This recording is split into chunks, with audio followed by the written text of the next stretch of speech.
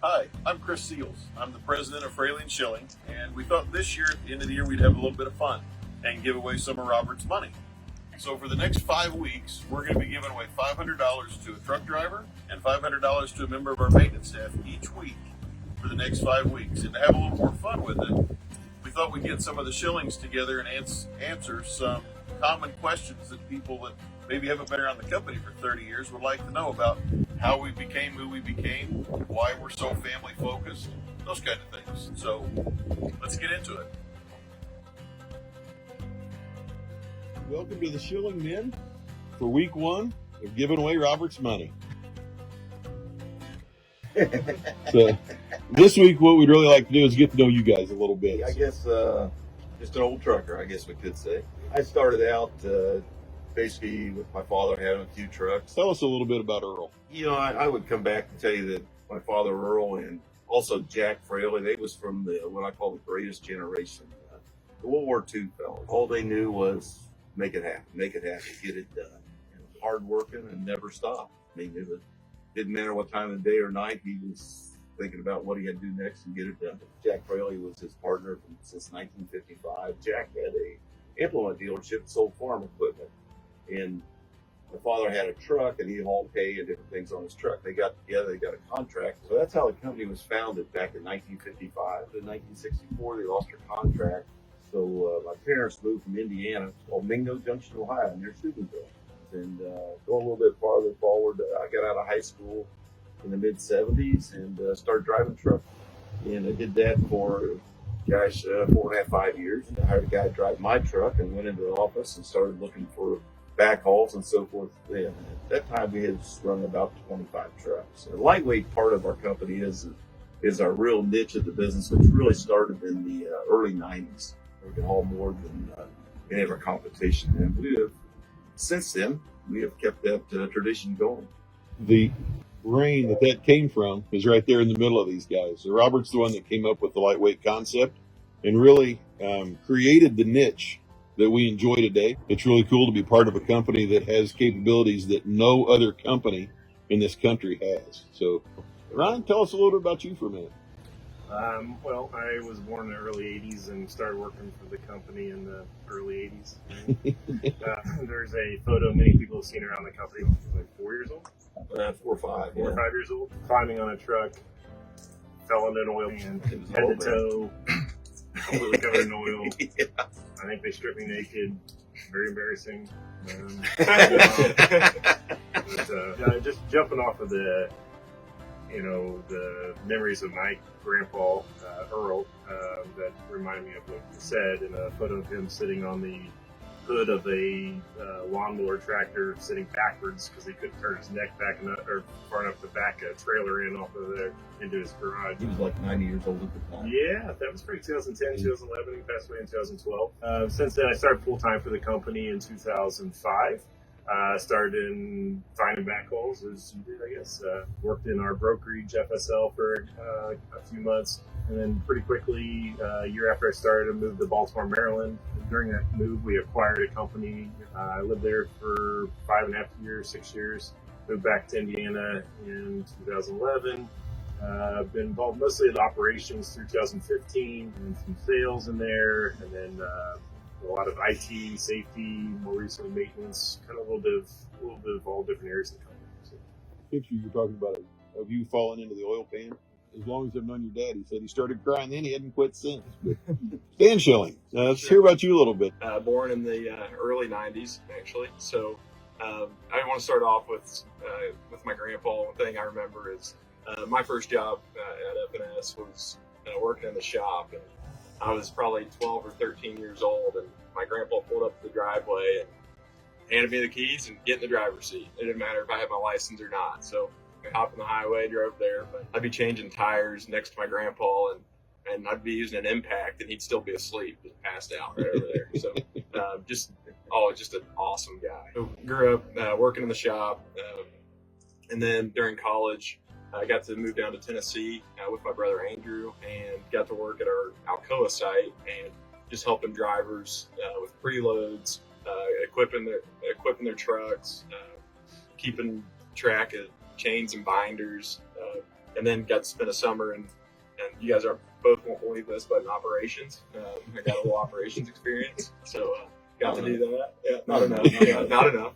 And then graduated from college. Got very humbled in the Navy. Had a really good experience. Learned a lot of good life lessons there. Got out of the Navy. Joined the company full time. Started off in the safety department. Ended up transitioning over to our orientation team. I got to work with that. Now I've been working with recruiting and HR as of late. So yeah, really good. All three of you guys have had very different experiences, but all three of you have had phenomenal impacts. You guys put your whole lives into this company, and it's We shouldn't do anything if it wasn't for everybody else. So for the team that puts it together and all the drivers out there working every day and the efforts they put in and the time they spend, it's tremendous. Look for them to not understand it for sure. It's true.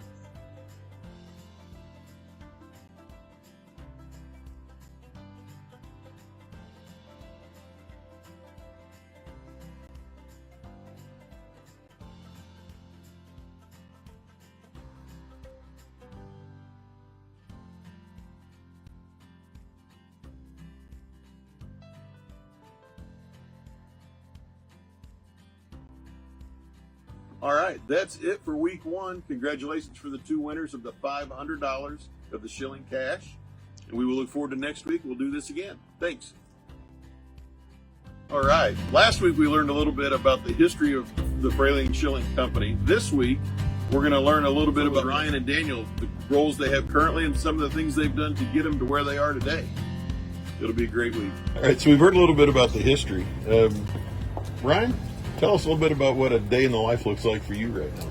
Well, year to year it kind of changes, but the last year or maybe the last couple of years, I've been heavily involved in the purchasing of on our side of our company, whether that be from equipment to fuel and some other items. Equipment, we're transitioning from more all Kenworths to freight liners, doing a lot of work there.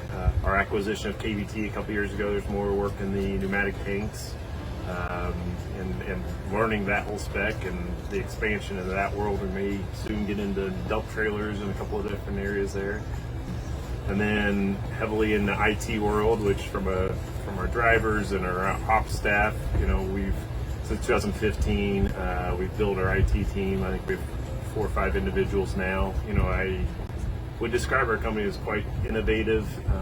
We get described that way by our peers a lot, and we help a lot of our other carriers from an IT perspective, whether that be for how we communicate with our drivers through Samsara or driver dashboards or our settlement sheets. A lot of that is unique to our company, and I think it's a value-added thing that we've been able to create that's that really sets us apart as a company. So maintenance world, this fall I've been much more involved in the leadership of our maintenance. We've had some new leaders on site in a couple different locations. Next year there's going to be a lot more, adding my twist of technology into that world. The operations world, trying to apply that to maintenance. So that's there's a few other things, but that's a big part of it. So. Dan, what's the day look like in your life? It looks a little different every day. Right now, I'm working directly with our recruiting team. So there's days where I'm heavily focused with them.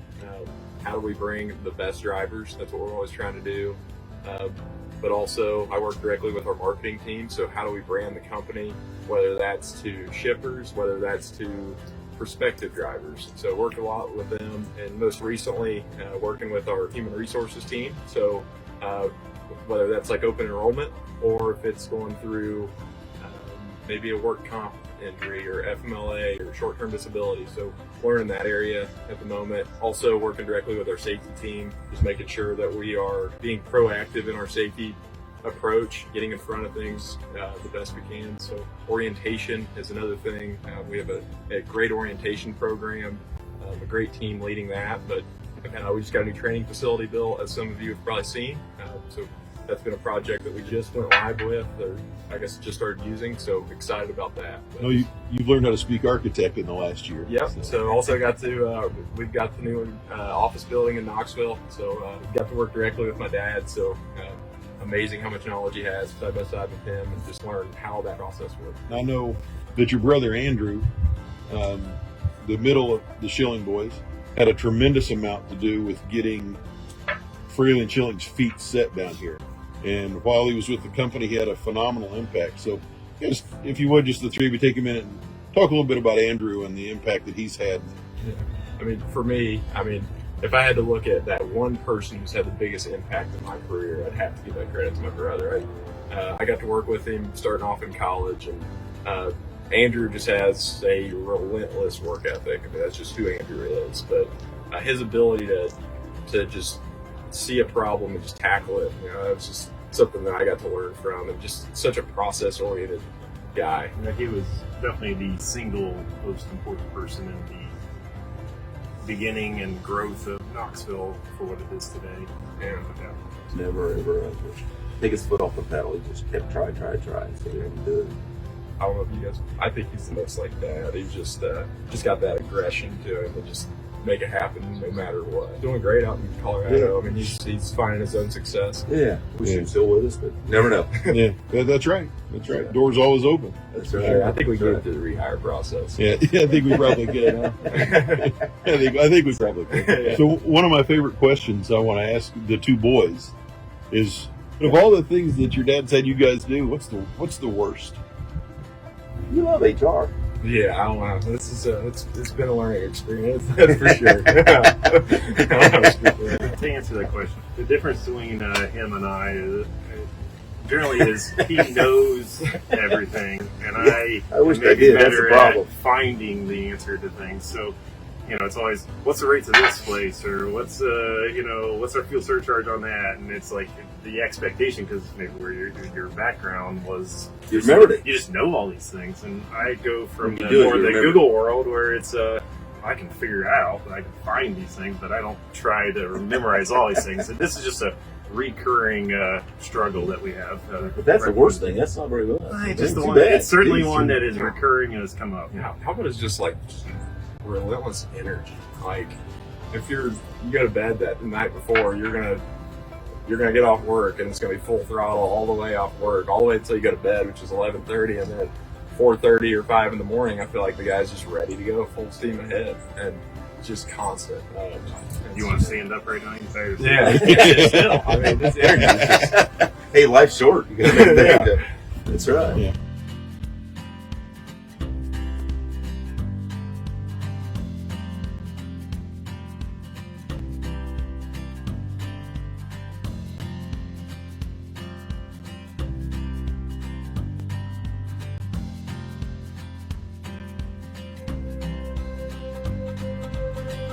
All right, congratulations to the week 2 winners, and we will see you back here next week.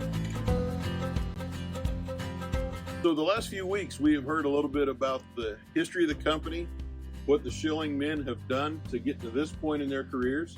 This week's going to be a little more interesting. We're going to actually learn about Robert when he drove. Robert actually did a lot of driving in a truck from the time he was in high school. He's got lots of great stories. And don't bring up to him that Link Fraley swears he drove more miles in reverse than Robert drove forward. I don't think that's true, but we'll see. So, one of the questions that gets asked periodically is, Robert really drove? And we commented a little bit ago about the old Link Fraley saying, Link says he drove more miles in reverse than you drove forward. He looks like it. I tell him that when he tells me that. Which isn't true. You spent a lot of years in the truck and had a lot of experiences. So talk a little bit about your time behind the wheel. I started actually driving a truck when I was 16, loading loads just a couple miles down the road at a little company there called Satelloid at the time, and started doing that. 18, got out of high school, and my father put me behind the wheel and started driving truck in mostly Ohio or Pittsburgh. At that time, it really wasn't allowed to go out of state, but the restrictions and people didn't press things like they do today, so we could get away with a little more back then. And But I used to go to Cleveland, Ohio, Michigan a lot, whole 9 yards. I remember in 1976, the snow was really bad. It stayed like 20 below, for almost 30 days straight. I remember trucking through that every day and going to Michigan most of the time during that time. The roads were snow-packed and covered, and I was about 19 years old or so. Driving through those snow-packed roads and all that was very, very. I always remember I'm going to drive so slow that if I have a wreck, it's not going to be a bad one, you know. And, Those old cab overs had pretty good heaters in them. what's that? Those The first was basically didn't. That was a GMC Cracker Box. Is what I started on, 63 model GMC Cracker Box. I drove that for a couple of years, and no, it didn't have any heat. Didn't think about power steering or an air ride seat or air ride or, you know, air conditioning. That wasn't even. Never even dreamed of that at that time. But you know, I guess one of the exciting things that happened to me probably in my career was in November of '79, I believe it was, or 78 or 9. I got shot at by some guys on strike, and I was pulling a flatbed, and the steel haulers was on strike, a union called FASH. And anyhow, these three drunk guys, Moon, Kearns, and Scheuer, they took a shot at me. And my brother, he was behind me in a truck, and we was going through Woodville, Ohio, and 2 o'clock in the morning, they took a shot, put a bullet hole right through my driver's door. This is how lucky I happened to be. It hit the window channel, and it smashed in at the window channel. That's where the bullet stuck. But I jumped out of the truck, and I don't know why, but I jumped out of the truck after I see him pulling away. And about that time, a policeman come around the corner, and I said, "That guy just shot at me." I pointed up at my truck under a street light. And he looked up my truck and seen the bullet hole, and I remember the old 4-barrel and that old police car taking off and run him down. He caught him and brought them all back to the police station about an hour and a half later. So supposedly they got weekends in jail for 2 years, but who knows? But that was probably the most exciting thing that happened in my trucking Do you career. recall teaching me to drive? What happened first time? You backed into something, didn't you? Or bumped into something. You had the door open. I'm in the driver's seat. Put it in reverse. You only go backwards, and your van's sitting next to it. The door takes off your mirror of your van. I'm sure it was my fault. You know, I mean, the door's open. You're just standing there. But yeah. I guess I forgot that. I guess I was I did about, forget that. probably 9 at the time, something like that. 10. You The learn clutch young, was, sure. I think the clutch took 2 feet to push it down for me. Family tradition. Yeah, yes. So how was it different driving back then compared to today? Oh gosh, I'm trying to think what would be the same. I mean, traffic is tremendous today. You know, the trucks, equipment is so much better today. Highways are better today, but the congestion, I guess, would be the challenge today. Is there's just so much more traffic. Well, it's really cool to have the three of you and the connection between all the ultra modern stuff that we have going on today and the history back from when you drove. Yeah. So, who taught you the most about driving? I think I know the answer. I would tell you, my father taught me a lot. My brother as well. They both taught me a lot. Kenny is my brother Kenny. He has been out of the company for over 20 years now, and took a back seat in the company like I have in the last couple of years. I've been slowing down, doing less, and I don't get out of bed till probably at least 6 a.m. or something now. But I can't sleep in. It's just not my nature anymore. But it's just he made a big difference in my life as well.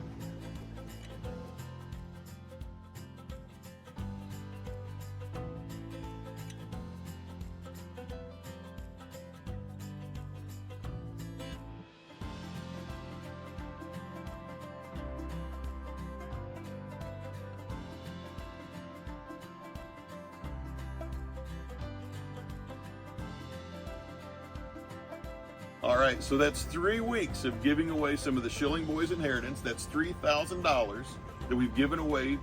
$500 each week to a driver, $500 each week to a member of our maintenance staff. We really appreciate what everybody's doing. See you next week. All right, welcome back to week 4 of the cash giveaway sweepstakes at Fraley and Schilling. So far, we've learned a little bit about history. We've learned a little bit about the Schilling boys and what they have done to get to where they are. We've heard some good driving stories from Robert. Now we're going to focus on our drivers. So I know the drivers are a big focus of not only everybody in the company, but especially the three of you. Talk to us a little bit about the things that you guys are making sure we're focusing on every day to set ourselves apart and make sure we're treating the drivers the way we should be treating them. It's just a respect thing.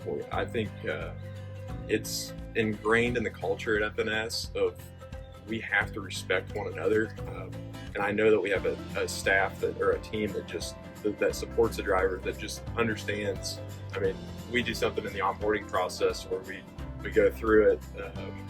Here's what being a driver looks like, right? We try to give them an understanding of that. The sacrifices that our drivers make. Treating people how we want to be treated. if we have disagreements or whatever, let's attack what the problem is and not each other. Give them, like Daniel said, plenty of respect. I mean, both ways. It works both ways. We're all better if we work together. Some tools to give our drivers just much greater visibility than they would have had in the past. I think we found a lot of success in any of our anyone working does better if they know if they're doing a good job. You know, and a lot of what I've seen in the past, as a driver or even maybe as different areas of our company, we didn't get good feedback on what's a good job, what's not. You know, where can we have some improvement, and so we've tried to provide tools like driver dashboard, that kind of stuff.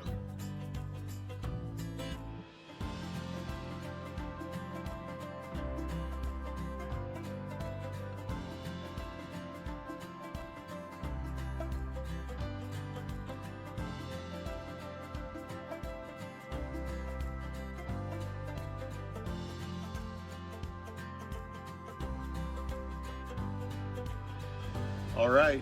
Congratulations to the week 4 winners. That's $4,000 that we've given away. That's going to help Christmas somewhere. We'll see you back here next week.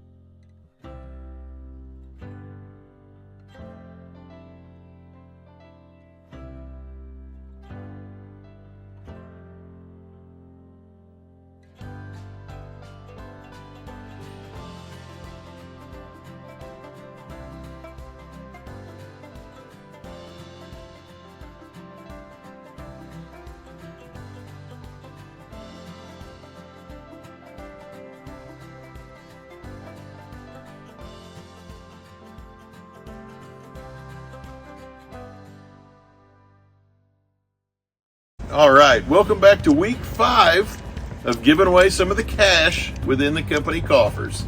Except things have been going so well, we've given away $500 to a driver and $500 to a mechanic each of the last 4 weeks. So we decided to do something special. The girls in the marketing department are working for free, so we're going to give away $1,000 to a driver and $1,000 to a mechanic. Also, we're going to have a little conversation around the future of the trucking industry and how Fraley and Schilling fits into it and the things we're doing to prepare. So, guys, we've talked about all kinds of different stuff in the last month, and I would tell you, I want to just start this little session by saying thanks. It's an honor to get to work with you guys and work for you guys, letting people see, you know, you guys are real people. You're really involved every day in what's going on. I would like to say, Chris, I want to thank you for everything you've done for the company. Absolutely. And making a difference for our company as well. You've made a big difference. We appreciate that. Yeah, well, thanks. And I wrote that. Robert just said it. I told him what to say. Ryan, you're of all the people I know, you're as solid and grounded in technologies as anybody. So as you're looking out at the future, and you've really got Fraley and Schilling on the cutting edge from a technology piece in the trucking industry, what do you see coming down the pike? What can we expect with the future of trucking? Well, a lot of the future of trucking, the conversations that happen are about autonomous trucking, are about, you know, driverless trucks, same thing, and then alternative fuels. You know, autonomous trucking, or you know, taking a driver out of the truck, or even maybe a driver assist. I mean, it's, in my opinion, is so far out there, you know, 15, 20 years or something, and even then it's probably going to be limited to, you know, certain interstates. I don't think that's a threat in the, you know, next 10 years at all to what we're doing. From an alternative fuel standpoint, many people know that I've been a proponent of electric vehicles for quite a while. I drive an EV today, and have for 5 years, but I don't really think there's a place for that in trucks, or at least in the trucking that we do, you know, heavy duty over the road. There's going to be some spots that works, spotter trucks, and maybe some port work and really short haul, LTL maybe. But the infrastructure that we need, I just don't see that happening. You know, I've driven an electric Cascadia in the last couple of months, done that with Kenworth also, and the T680. But I'm not even convinced that they believe that it'll be the future. The government at this point is kind of pushing that agenda and forcing them to put these products out there. As you talk through the engineers of these companies, though, the one thing that's out there is maybe hydrogen-powered trucks. That's probably in the 7 to 10, 15 years away before we really get into that. I don't know enough about that really to give a good answer, but that, for the smartest people I know in that world, they see the future there and not on the electric side. One thing I'm very comfortable and confident with is we are going to stay on the cutting edge of technology. We're going to stay on the cutting edge of safety. Any final thoughts from any of you? I guess I'd just like to thank everybody for all your efforts and what you do and making this company what it is today, because it takes everybody to make it happen. It takes a fantastic team, and I'm very proud of what everybody's done for Fraley and Schilling. So big thanks. Drivers, please be safe.